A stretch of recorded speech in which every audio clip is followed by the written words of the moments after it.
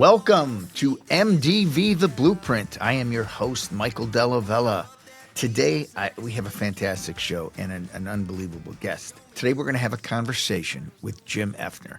So, Jim started his career with Northwestern Mutual, where he rose to be a top producing managing partner in the financial service industry. He later went on to create P2P, where he now coaches salespeople across the country. Jim has got this great concept, this great attitude. If you are looking to be inspired, this is going to be a great podcast and listen for you. I'm sure you're going to want to find out more about Jim or attend one of his workshops by the time this conversation is over. So you can find out all the information about him and P2P at jimefner.com, JIMEFFNER.com. So without further ado, Jim Efner. Welcome, Jim Efner. Jim, thank you for coming on The Blueprint. I can't wait to hear your whole story. So why don't we just have at it, and why don't you tell me about yourself, your journey, and how you got to where you are now? Sure. Well, this is going to make me sound old, but I've been in this industry for 36 years. Graduated from Valparaiso University in Northwest Indiana and got into business in 1989. Stumbled into it. I say that, a blind squirrel finds an acorn occasionally, and I stumbled into it. When we're saying the business, we're talking insurance, correct? We're talking overall financial. Well, it's a technical question, but at the end of the day, that business is overall financial services. In 1989, It was the life insurance business. It's evolved into the overall financial services business. But yes, you could simplify it and say the insurance business. That was 1989. I became a rep at 22 years old. And then I had a 12-year run at being a rep. And I led the company in the classes that I started in the first, second, and third year. I was in their most elite group called Forum, which was the top 4% of their distribution system. I was the youngest member of that back-to-back years. So I had a good run for 12 years. And then I was one of the youngest appointed what is called managing partner, but really CEO of your own firm in the Chicagoland suburbs when I was 33 years old. That organization had, by the time I left 15 years later, 400 people in that organization that I owned. And then I started P2P in January of 2016. And a lot of people say, why'd you do that? It's a big shift, right? I'm the CEO essentially of a 400-person company. And now I have 3 employees. And I couldn't be happier for a couple of reasons. When you let's just say that you love, I'm not a big fan of Ohio State because I'm a huge Penn State fan, but I see the picture behind your head. And so the reality is if you love coaching football, okay, well then when you become the general manager, let's just say in the NFL, you get more removed from the actual sport. If you become the owner of the team, you get very removed from the sport. And so all of a sudden, if you wake up one day and you say, geez, I'm passionate about football. I'm passionate about being with the boys and the young men. I'm passionate about being in the locker room. I'm passionate about X's and O's. And I'm the owner now, and I'm dealing with a bunch of BS that has nothing to do with the players or the game or the sport. I'm managing media relations. I'm doing that. I don't like that. And so I don't regret being a CEO, but I was doing a lot of stuff that I wasn't passionate about and sometimes stuff that I wasn't good at. And I'm not good at a lot, but what I'm good at, I'm really good at. And I'm also really passionate about it. And that is being in the trenches, teaching financial representatives and or insurance agents how to maximize their productivity through mindset, skill set, and sales skills and systems to lead a life of abundance and have a big impact on their world. And that's all I do. And at this stage, I'm 58. I only do it with people I enjoy doing it with. And I don't take on tasks or responsibilities that fall outside of my wheelhouse or with people that I don't enjoy being around. And I only have 3 employees. So I'm not putting out fires all day. I'm not dealing with a lot of HR stuff. So it's simple. and it's in my wheelhouse and I'm passionate about it. So that's really why I do what I do today. And I couldn't do what I do today if I didn't do what I did prior to this. It's all been for a reason. It's all built my skill set, my, if you may. When you started doing P2P, was that all based on everything you learned doing sales, what it was trial and error, and this worked, and this philosophy, this way of doing it works, and your mindset, and this is what you need to be successful?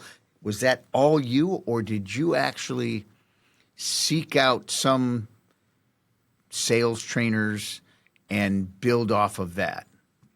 Well, it was all me. However, so many people, I've been very blessed, so many people have contributed over those 36 years to build me. So I am not smart enough to, organically come up with everything I learned. I learned from so many of the best that have come before me. And so the way I was mentored, the way I was taught, the way I was, coached and all that stuff from various different people in my life during my journey, that all is built into my experiences. And so when I left the company of Northwestern Mutual, and I left being a CEO slash managing partner, and I started P2P, it was all from what was in my head. It was just me. And I had no clients, I had no products, I had no systems, I had nothing. And so I took about 6 months and really compiled on documentation, everything that was in my head that I learned. And the thought, Michael, of this, that I believe that this industry, the industry of financial services, i.e. life insurance and managing assets, is a very, very, very abundant industry. And it's an unbelievable opportunity. But yet very, very, very few people know how to really maximize it. Very few. And there's not really enough help out there. Because the individuals that have learned how to do it and do it at a high level, they're generating such high amount of revenue that they're not going to leave and then go teach other people how to do it, right? The bottom line is I think credibility is not everything, but it's important. So when I'm in a workshop and I'm teaching financial reps who are generating 100, 150, 200, 250,000 of gross revenue, and they want to get to $1 million, what's important is they know I was there. They know I was there in my 20s. So therefore, they listen to me because they're like, this guy knows how to do it. He did it himself. So the people that are doing some sales training in our industry are typically consultants or people that come from sales training companies but have never sold financial services themselves. They're teachers, but they were never players. Does that make sense? That credibility is really important. I agree with you 100%. Do you travel the country, or are you at actually, I think I saw that you just did one. You have one coming up next month, and it is in Vegas. So is it only in Vegas that you do this? Yeah, so I used to do workshops all over the country until I got smart. It was really, I'm not typically known for thinking small and thinking things aren't possible. But when I first started P2P, I thought, well, who's going to come to me? I'm going to have to go to where they want the workshops. And so that's what I did for like the first 7 years. And then about 3 years ago, I changed it all. And I said, no, you're all going to come to me. And so I only do my workshops where I live, so I don't have to travel. But I do still travel a fair amount for speaking. So I'm also a public speaker. I do a lot of main platform speaking in the industry to various different organizations and companies. So I'll do that. But really what that is almost like free advertising. I mean, I get paid to speak, but I don't speak for the revenue that I get for speaking. I speak to increase brand awareness and shelf space, because after I speak to organizations, it typically leads to business with them sending their people to my workshops. So I travel for speaking, but not for the real work I do. So I got appointed this new role of being a managing partner, which was, I'd arrived. It's at Northwestern Mutual. It's the Mecca. It's the highest position. How old are you at this point? 33. You're 33. Yeah, and I now have this office that I own. We've got my main headquarters plus 3 other locations. So I've got leases in 4 different buildings in the Chicagoland suburbs. I've got about 200 people all in that are all part of my firm. I built that to 400 over the 15 years I was there. But the story goes as follows. So I'm appointed September 1st, 2001. We all know what happened on September 11th, just 10 days later after that. And then on September 26th, I got bit by a mosquito that had the West Nile virus. And it turned into, bottom line is it turned into not necessarily encephalitis, but a form thereof, really meningitis. And it took my hearing like that, like overnight.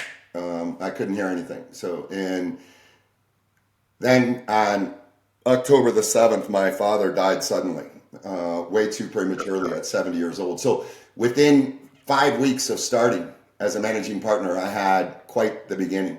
And when you lose your hearing, I now hear through a cochlear implant. That's how I hear you. And when you get a cochlear implant from sudden hearing loss, they won't give it to you until you've lost your hearing for 6 months.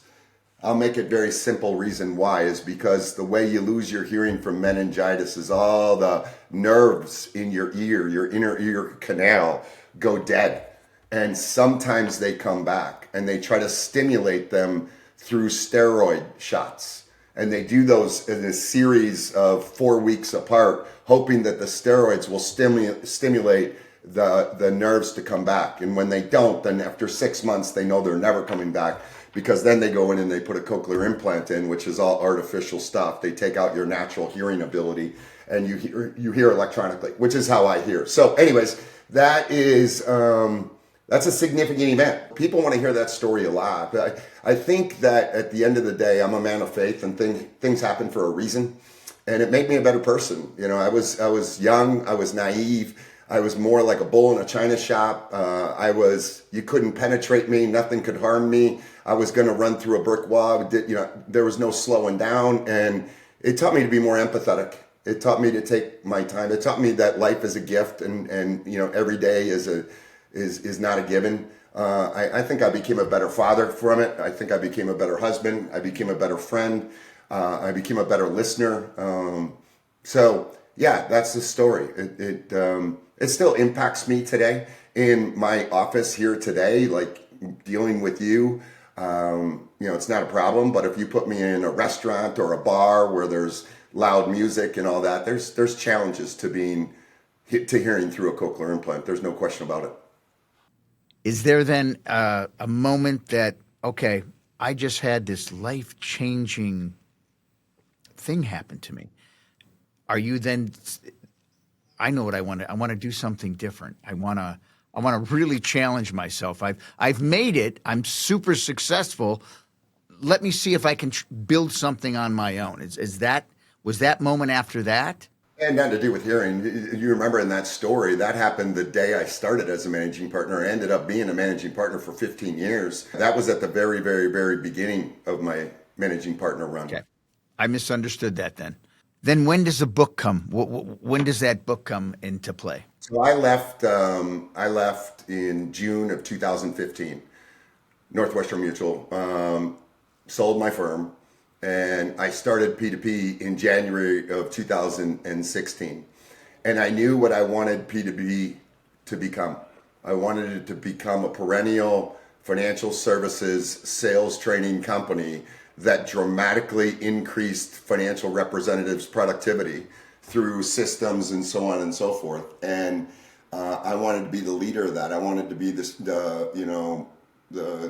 CEO of that. And so what I learned quickly, probably took me about 2 years in that space. When you're going to industry conventions, you're speaking, you're doing this, you're doing that, you're trying to gain clients. It was important to be an author because it really established your credibility as an industry icon, as a subject matter expert. If you didn't have a book, you weren't really considered an expert. And I got enough people giving me feedback, and it had been a bucket list item goal of mine anyways. And so I sat down on a path. It took me about 6 months to write that book. And but I had already been in P2P for probably 2 years when I started writing it. It probably didn't come out till I'd been in P2P almost 3 years. So I thought it was important for my own credibility, but I also think that it's a good tool for people to use as a textbook. Because about the first third of the book is my story, and the last 2/3 of the book is a manual. It's a textbook on all the different sales systems that I teach in my workshops. So it's a great reinforcing tool for those that go through my workshops. The name of the book is Bridge Your Gap. What is the gap? Okay, between is it if, as I understand it, you have a salesperson, they have this potential, but they want to get here. This is the middle. Yes. So the gap is something that, and by the way, I'll tell you what the gap is, but real quick, before I tell you what the gap is, I bring you all the way back to 1989. And I started out in 1989.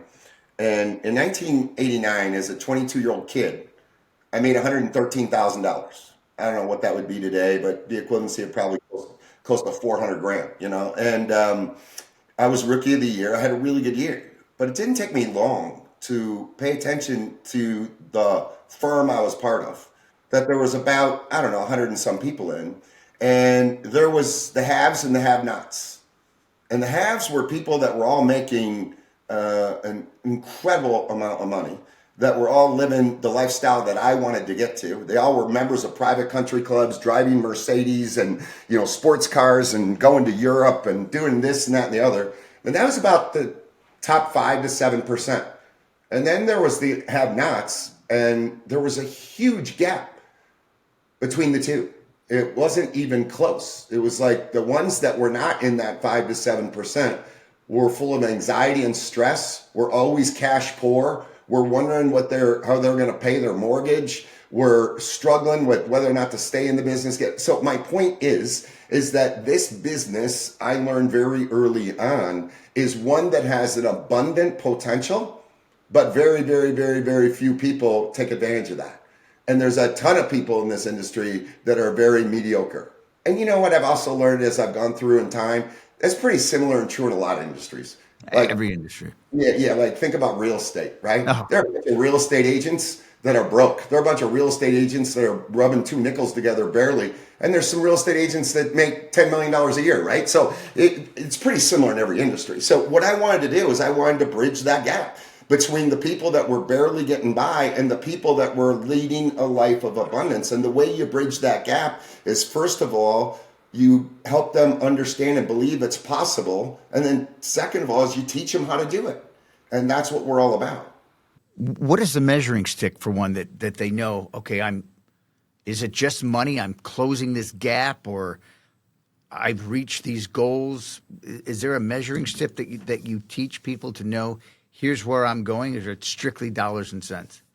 I mean, it's not black and white. It's one of those things that I would say that you couldn't stand here and say it's this, but when you see it, you know it's there. What I mean, it mean success, abundance, living the dream. You're successful, right? Is it 500,000? Is it $1 million? Is it 5 million? I don't think it's definable by that. Just because it's different in Kansas than it is in Manhattan, right? You know, so the reality of it is, I don't think it's numerically defined, but when you see an individual who's, at least in my industry, a financial representative that you look at and you say he or she is successful, they're living a life of abundance, you know it, it's there. And you can also see when somebody's struggling and barely getting by. And no question about it. But think about it this way, Michael. Why would a representative, 2 representatives, in the same office, in the same city, with the same company, one makes $1 million a year and one makes 50 grand? Why? Is it because the one who makes $1 million is smarter? No. Luckier? No. Knows better people just based on who they know, based on how they're raised? No. Right? They have more confidence. They have more belief in themselves. They have an intuitive level of EQ as to how to build relationships, how to build trust, how to influence people in an authentic way. But at the end of the day, it's their mindset. I was just going to say that it's a mental makeup. It's a mental makeup, and it's not measured academically for sure. So it doesn't have to be that way. I'm on a mission to change it. Here's something I'm curious on, and I haven't heard this before. Your three-dimensional approach, Yeah. mindset plus system plus language. Could you just elaborate on that? I'm so curious on this. Well, we just got done talking. That's a great question into this next one because we just got talking about how important the mental makeup is and the mindset. And so if I'm passionate about golf, but I'm not good enough to be a golf instructor, but I liken it to that if somebody came to me and I was a golf instructor and they wanted to reconstruct their swing and get their golf game a lot better, the very first thing I'd do is I'd work on their grip, their stance, their posture, and their balance. Because without that stuff being right, you can't have a good golf swing. Before I would start working on their golf swing, right?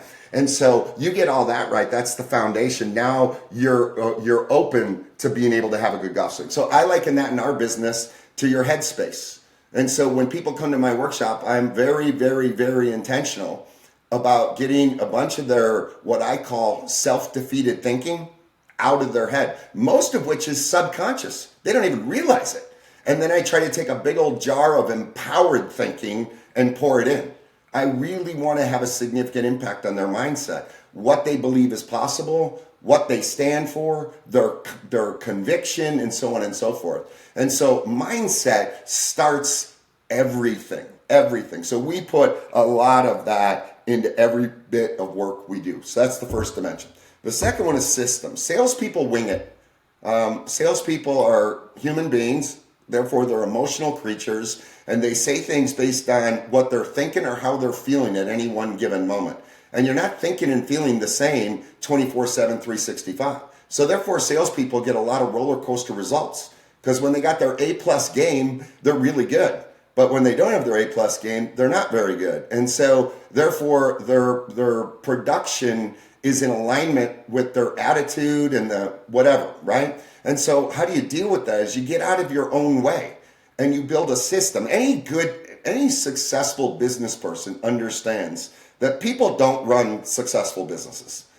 Good systems run successful businesses, and people run the system. So people run systems, systems run the business. So in a financial advisor's world, he or she, they have their own little business. Their practice is their business. So they should have some sales systems that brings consistency and predictability to their practice. And so I wrote a sales cycle mastery system and I trademarked it. And it has 6 systems from prospecting, phoning, fact finding, planning, closing, and in review. And each one of those have different steps along the way. So prospecting, whatever you want to call it, networking, has a 8-step system.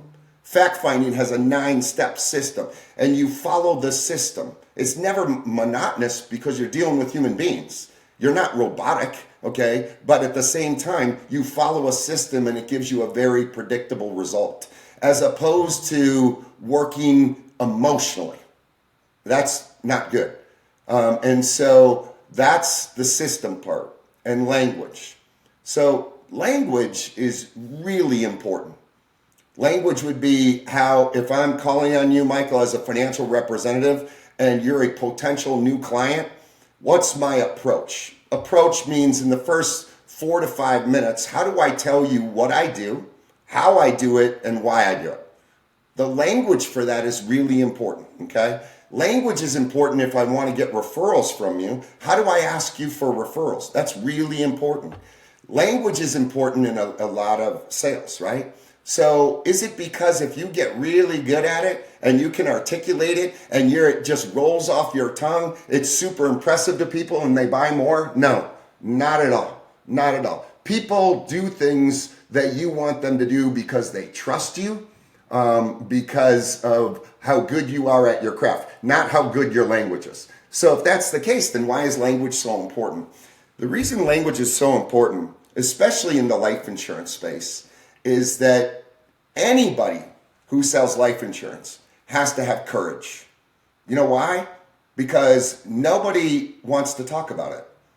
Everybody thinks they don't need it, and they definitely don't want to talk about it.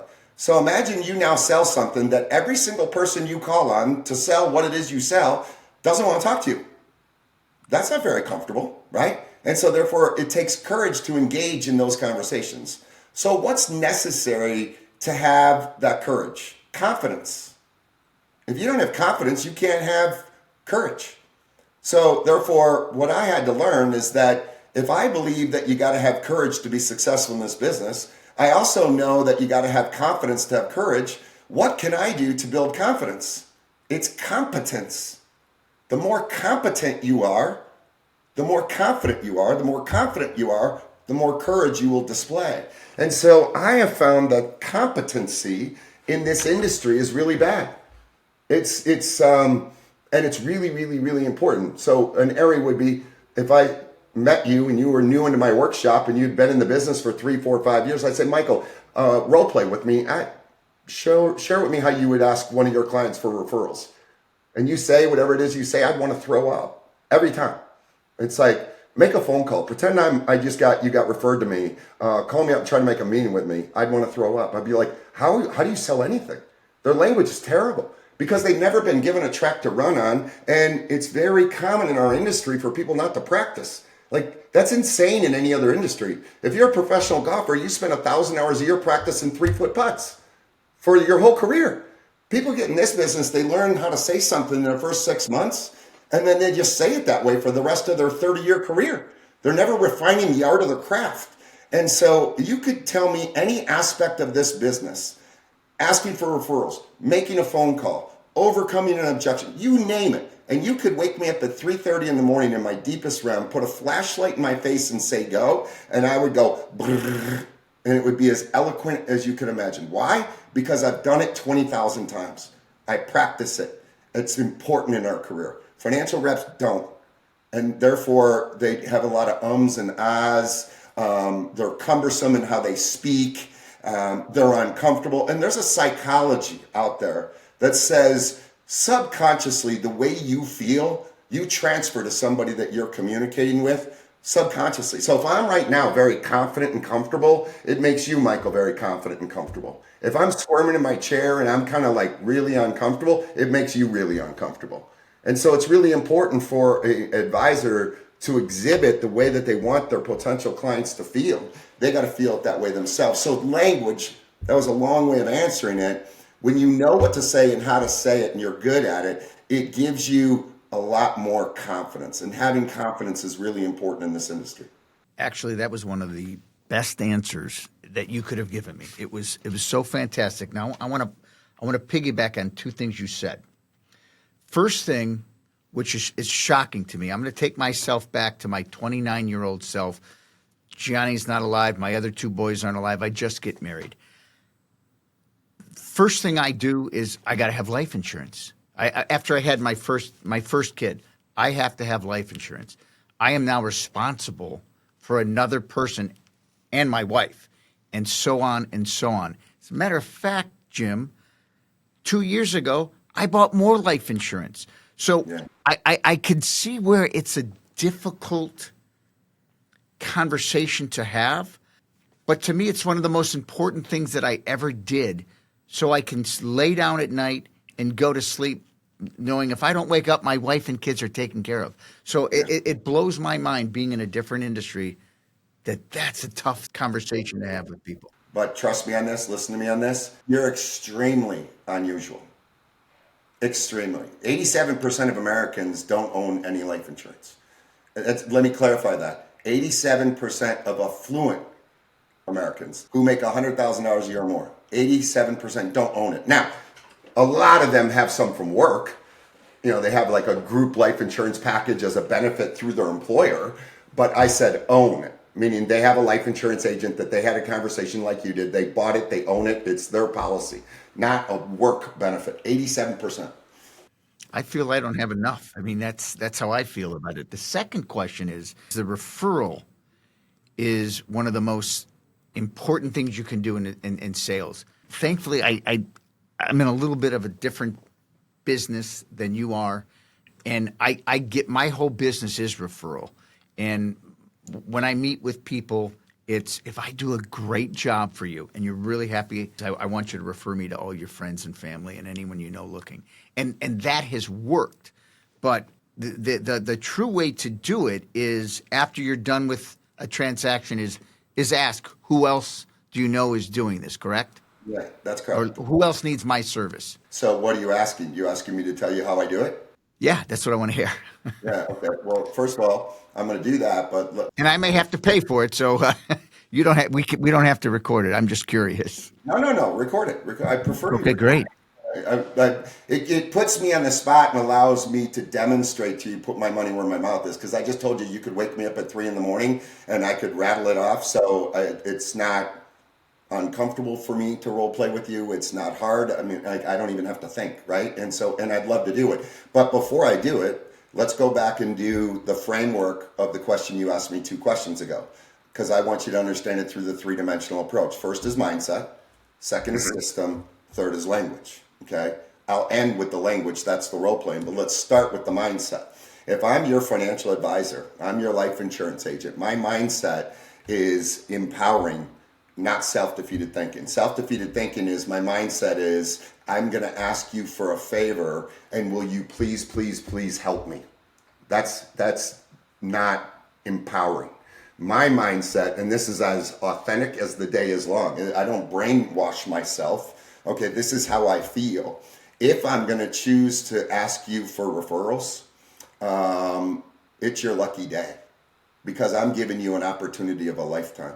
Because now this is not the language I use, okay? Follow with me, because if I use this language, it'd be a turnoff, it'd be cocky, it'd be arrogant.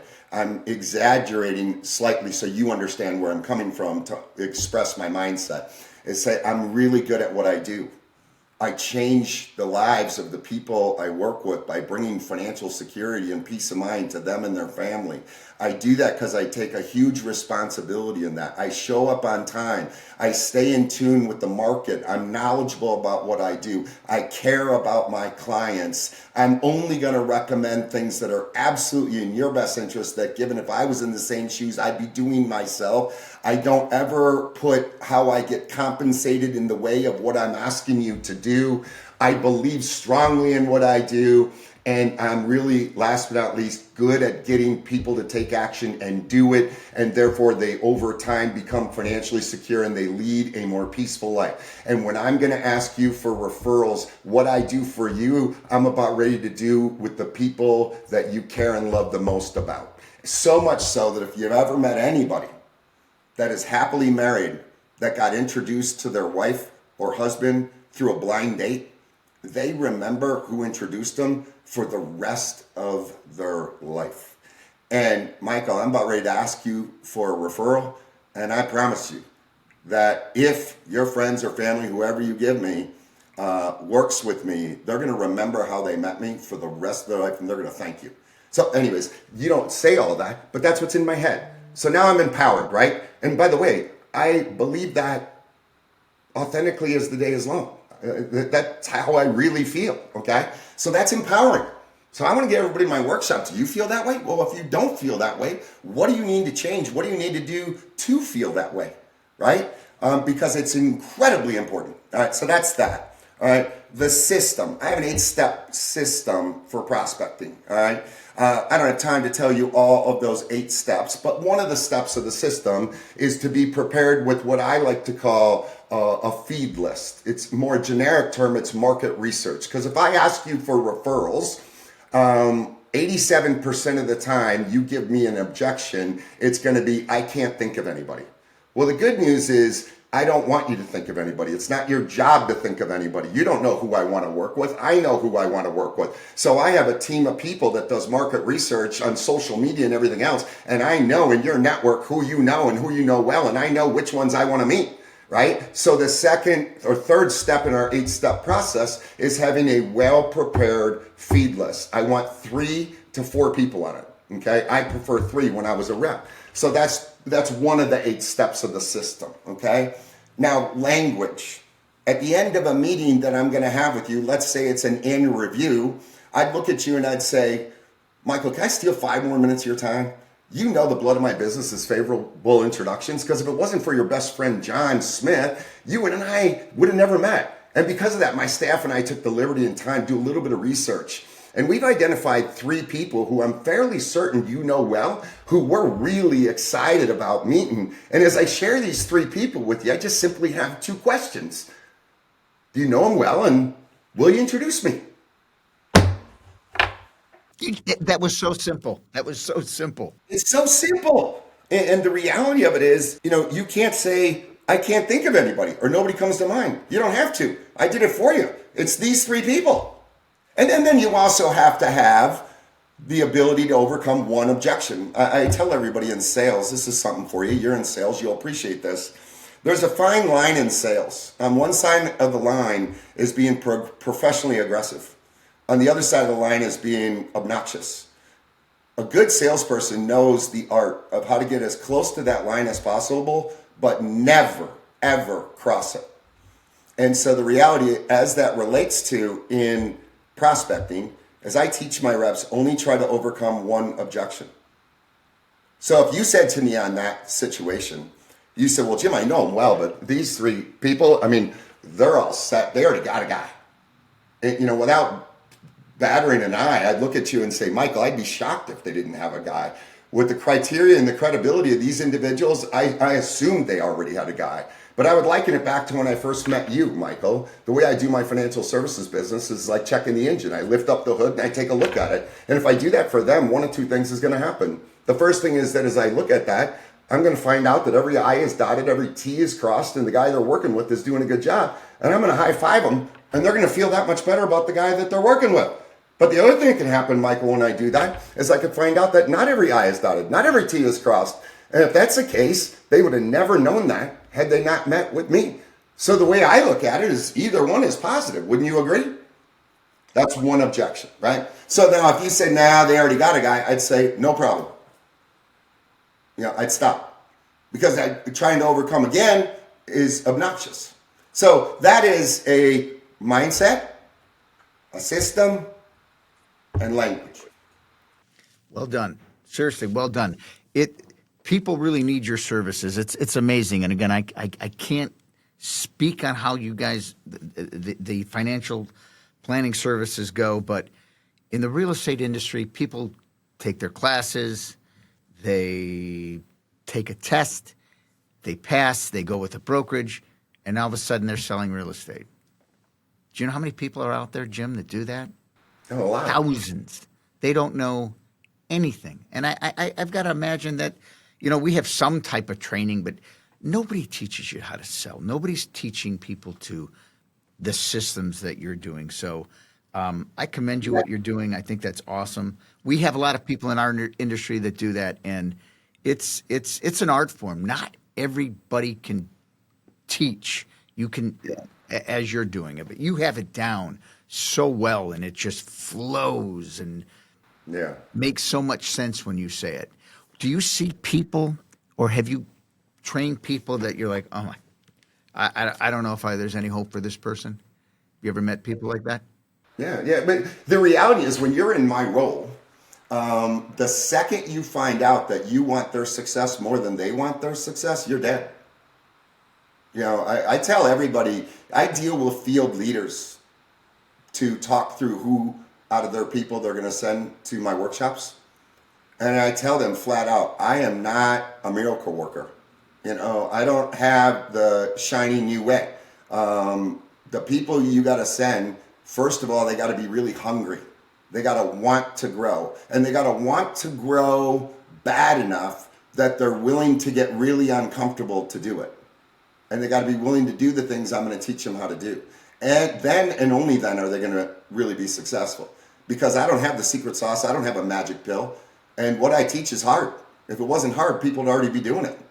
And the reality is, the people who come into my workshop who really 3, 4, 5x their business they've made a connection to that they really want so much more out of their life, and they know why they want it, and they're willing to go to war for it. And then they meet me, and that's an awesome combination. Good stuff, Jim. So here's something that where I read about you that I love because I align with this. You talk about critical thinking time, that you intentionally, you're stepping back to reflect and to plan. I love that, but I want you to talk about why this is such a game changer. Yeah. So salespeople, I'm assuming in every industry, but I'm only an expert in mine, and I know it's true in mine. Or like I liken it to a gerbil or a hamster in a wheel, where they're just go go go go go go go go go. More the better. Bang my head against the wall harder. Go faster. Keep go go go go, and they never stop. And I call that being in the business, and I call think time being on the business. And they need to take more time on the business because there's thought that's necessary to instigate and effectively implement change. And so when a rep comes into my workshop, they're going to get a lot. They're going to get a lot in that first day. And by the time they get back home, it's going to be like, all right, how am I going to implement what Jim taught me? And they got to take time out of the business, and they got to think through, first of all, why do you want to implement it? Second of all, what does implement it look like for you? How are you going to know when you effectively implement it? By when are you going to hold yourself accountable to do that? What are the stumbling blocks you're going to run into when you try to make an effort to do this? What help do you need to do it better? Who is it that should help you? How is it that you're going to help them understand what's in it for them? Those are the kind of things that you got to think through, because otherwise it's just wishful thinking. You go to a workshop and you get 4, 5, 6 really well thought through ideas that you get excited about going back and putting into plan of action. It's not that simple. It's going to come with a lot of adversity. So you got to think through how you're going to do that. This is a quote of yours that I'm going to steal. It must be a philosophy of yours. Get comfortable being uncomfortable. Yeah. It's how you continually adopt habits that keep you in that uncomfortable state of growth. Yeah. It's kind of. Is that yours, or did you hear that from somebody? Almost nothing is organically mine. I have a few, but I just have had 37 years of a vast amount of experience of being around a vast amount of successful people, and I remember things. And I piecemealed it all into Jim Efner's system and style and philosophy and all that. But I'm sure I heard that along the way, some stage speaker somewhere. I don't know when, but it was a long time ago. It just resonated with me. I just think it's a philosophy on life, because at the end of the day, nobody grows in comfort zones. And I always want to be growing. And so it's our body is not wired that way. Our body is to seek out comfort zones. I mean, going all the way back to cavemen, your brain is wired to keep you safe. It's to make you comfortable. The moment you put yourself in an element where you're uncomfortable, your brain freaks out and it wants to retreat. And so the reality is you got to be consciously aware of that. When your brain's freaking out and telling you retreat, it's like, no, this means I'm alive. I like this feeling. Yeah, it's the old, just step outside of your comfort zone and see where it takes you. Yeah, exactly. Don't be status quo. Yeah, exactly. These are one-word answers, okay? This is going to be a lightning round for you. I'm going to ask you like 4 questions. Boom, boom, boom. Okay. One daily habit you never skip. Bible study. I love that. Best piece of advice you've ever received. Learn to be comfortable with the uncomfortable. Biggest misconception people have about success in sales. That it's a way to manipulate people. Okay, now, and if you could leave our listeners with one piece of advice to bridge their own gap, what would that be? Learn to understand your why. What gets you out of bed? What is your purpose? And how is it unique and very meaningful to you? And work on making it strong enough to help you overcome all the things that are going to tell you shouldn't do it. And finally, a book that's changed your life. Think and Grow Rich. I thank you, Jim. I hope someday maybe you're going to come to Columbus. We can go to an Ohio State game, Penn State. When I come in November, we can go in a couple of weeks. Saturday. Yeah. We can go do that.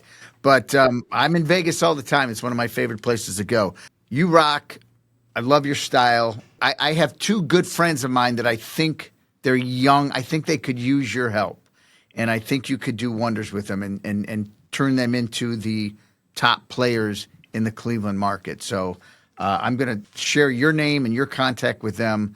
But I thank you. This has been fantastic. You absolutely were a fantastic guest, and appreciate everything you did. Well, I appreciate you. I love telling the story, and it's been my honor. So best of luck to you. Enjoy the rest of your day. Thanks for listening. I hope you enjoyed this conversation.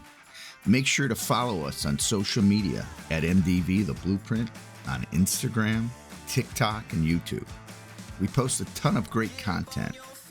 And please don't forget to subscribe to our podcast channel so you never miss out on an episode. Thanks again, and see you next time.